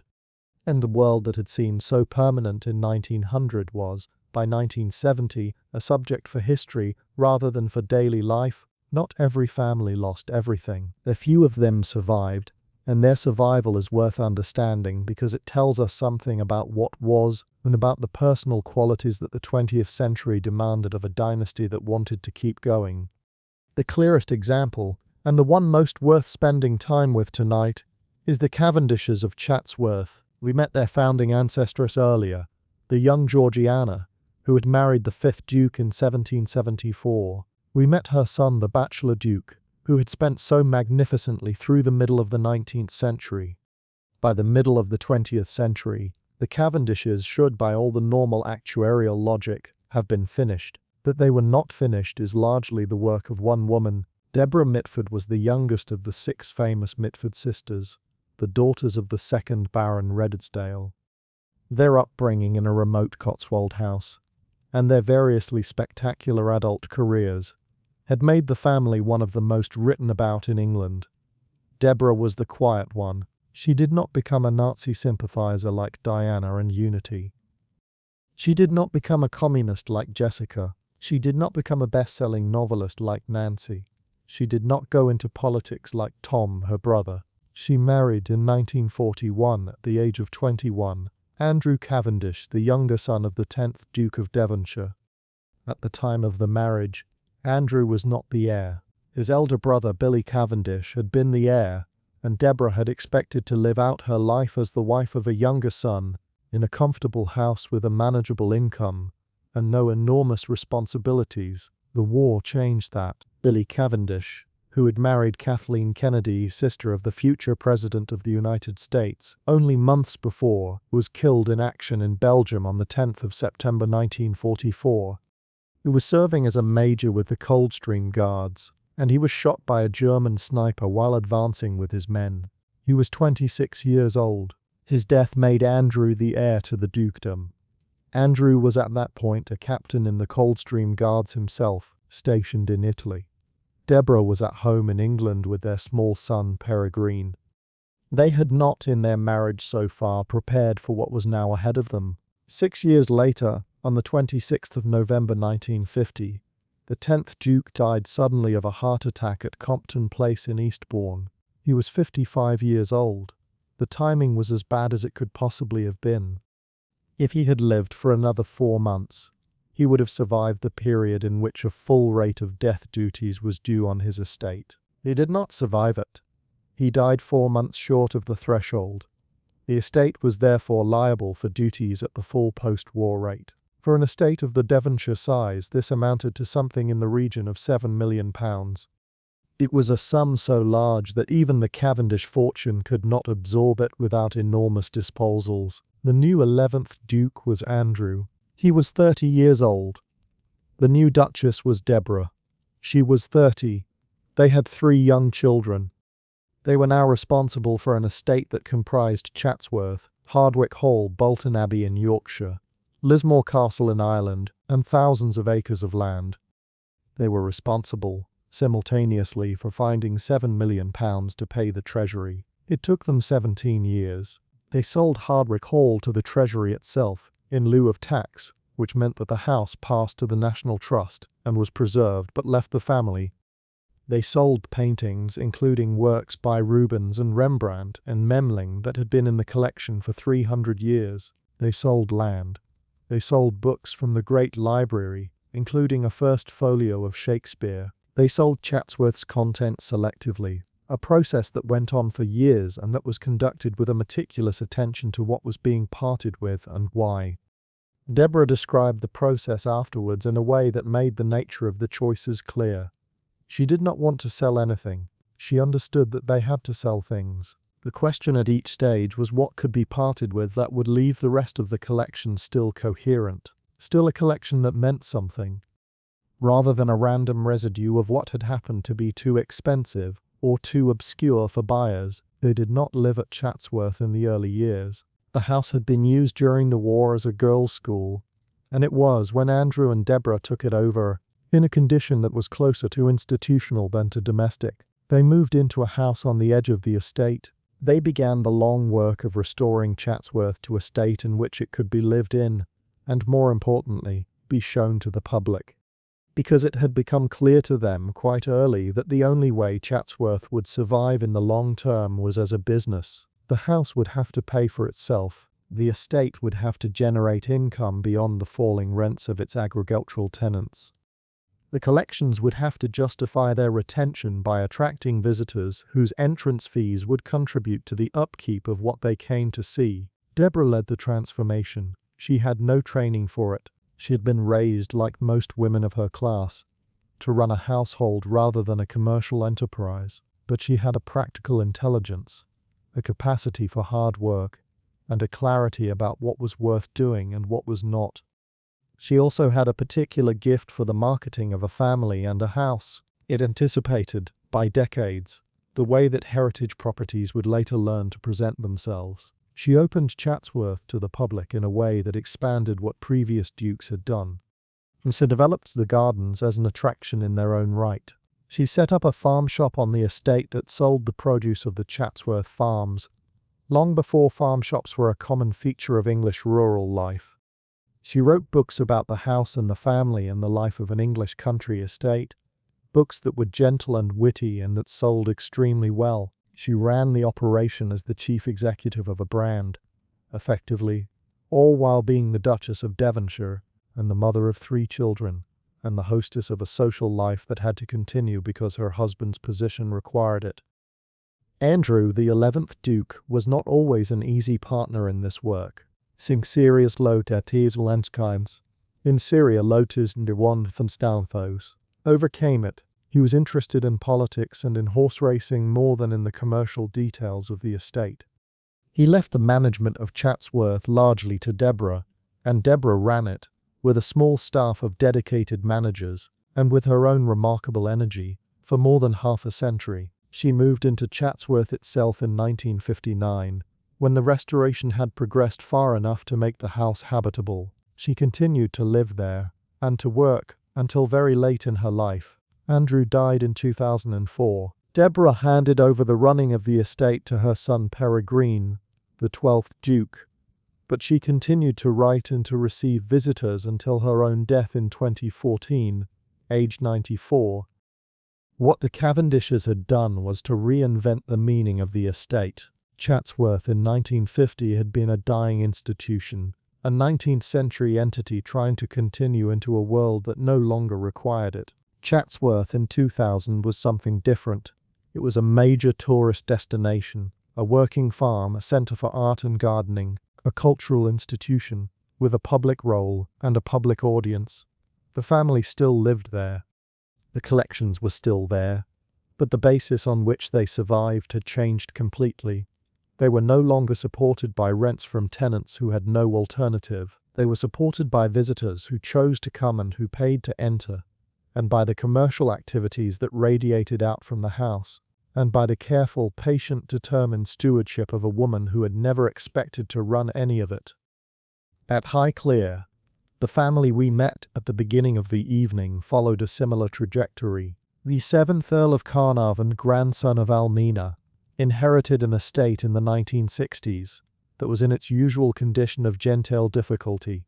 His son, the 8th Earl, George Reginald Oliver Molyneux Herbert, inherited in turn in 2001. With his wife Lady Fiona Carnarvon, the 8th Earl began a process of expansion and professionalisation that paralleled in a smaller way what the Devonshires had achieved at Chatsworth. The house was opened to the public more systematically, was made available as a location for film and television, and it became in the 2010s familiar to a global audience as the setting for a drama that drew tens of millions of viewers around the world. The income from filming, from tourism, from weddings, and from publishing underwrote the continued existence of the estate. The family lived in the house. They worked for the house. The children were raised understanding that the house was a responsibility rather than a gift. Its survival required their attention and their effort. The alternative, in a 21st century in which no general economic or political force was going to protect them, was the fate of the 1,000 houses that had not survived. The survivors, in short, had certain things in common. They adapted, they worked. They understood in a way that earlier generations had not been forced to understand, that the house and the estate were not, any longer, a passive inheritance from which one drew an income. They were a commercial undertaking, a cultural institution, a responsibility that required active management and commercial intelligence, and above all, the willingness to accept that the world had changed and that they would have to change with it. This last point is the one that distinguishes the survivors from the families that did not survive. Many of the dynasties that disappeared did so not because their resources were smaller or their problems larger than those of the families that endured. They could not accept the idea of opening the house to strangers, of charging for admission, of turning the drawing room into a gift shop, of letting the kitchen garden be photographed by tourists. The dignity of their position, as they understood it, would not permit these things. And that same idea of dignity in the end consumed them. It could not be sustained on the terms of the 19th century, into the economics of the 20th. The Cavendishes and the Herberts, and a handful of other families accepted the terms of the New World. They opened the doors, they sold the tickets, they put the family on television, and the estate on the internet. They gave up a certain kind of pride, and in exchange they kept the house. And the house kept the family, and the family continued, in circumstances that were less grand, but that were in a way their ancestors could not have predicted, their own. It is worth saying at the end of all this what the survival meant and what it did not mean. The great houses that have come down to us are not evidence of a continuous, unchanging social order. They are evidence of a set of specific choices made by specific people in specific crises. The aristocracy is a political and economic class, in the sense it had been understood in 1900, does not exist anymore. The power that families like the Cavendishes and the Herberts once exercised in the running of the country has almost entirely transferred. It has gone to institutions, to elected officials, and to a new class of the very rich, whose wealth is based on industry and finance rather than on land. What remains of the old order is the houses and the collections and the archives and the particular style of English public life that the houses still support. These are cultural artifacts rather than political facts. Exisperiknamdeled and set in a lowcut, but you can sit them farsin by land with on a team in serious. Engste helven and evely most axthis in vehicle. But the families who live in them now on something closer to a caretaker's basis, holding on to the fabric for the sake of the fabric itself, rather than ruling, as their ancestors ruled, from positions of political and economic command. The women have, on the whole, been the indispensable agents of the survival. This is a pattern that runs through almost every story we have told tonight, and it is worth drawing out before we close. It was Almina who saved Highclere in 1895, and who nursed its wounded in 1914. It was Georgiana who brought the Cavendish name into the cultural centre of English life in the 1770s and 1780s. It was Consuelo Vanderbilt whose money, however unwillingly provided, kept Blenheim's roof from falling in. It was Mary Leiter whose fortune funded George Curzon's career in the restoration of Kettleston. It was Etty Desborough who kept the network of the souls alive through the war that killed her sons. It was Violet of Rutland and Edith of Londonderry who ran the estates and the war effort, while their husbands and sons were in uniform. And it was Deborah Mitford who, in the second half of the 20th century, demonstrated what a determined woman with no training and enormous responsibilities could do with a house that should, by all reasonable expectation, have been lost. Their names are less familiar than the names of the men they married or gave birth to.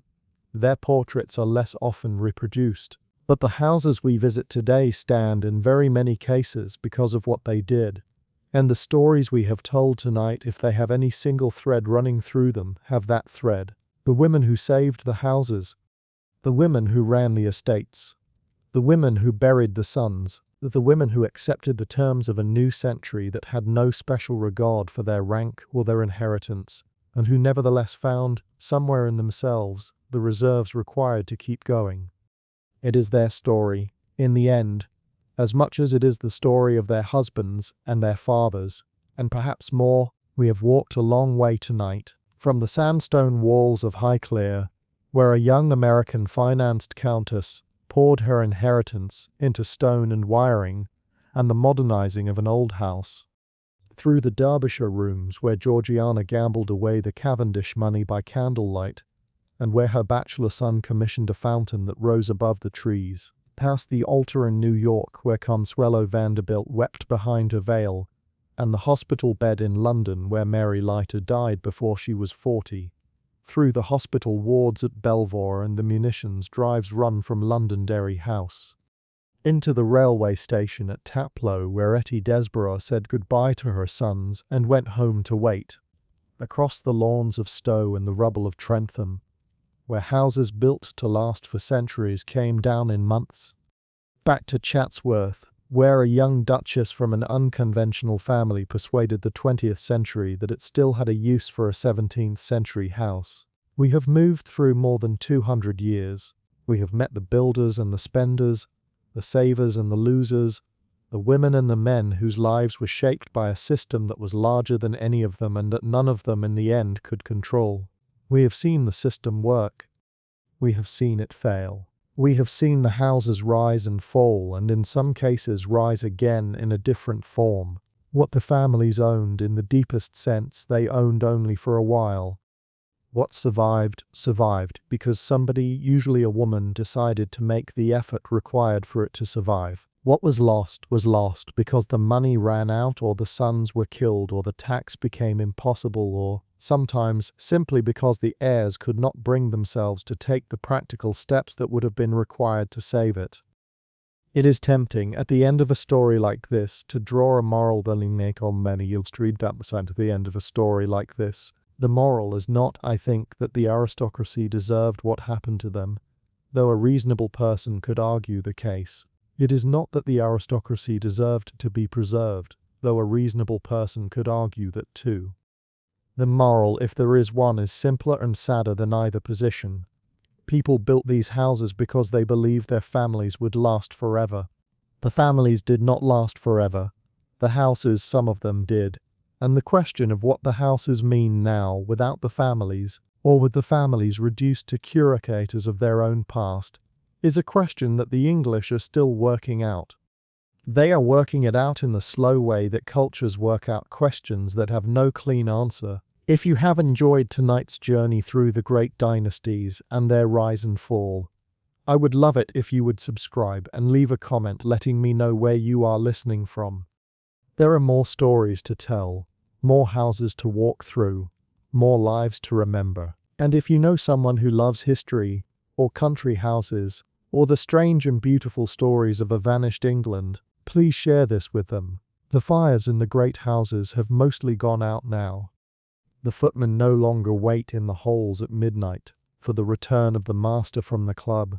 The candles are not lit in the dining rooms because the dining rooms are not used for dinner, or they are used by paying guests, or they have been dismantled and sold, but the walls still stand where they stand.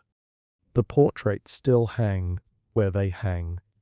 The names are still carved over the doorways, and somewhere in one house or another, a woman is sitting at a desk working through the accounts for the year, because the year has to be worked through, and because no one else is going to do it.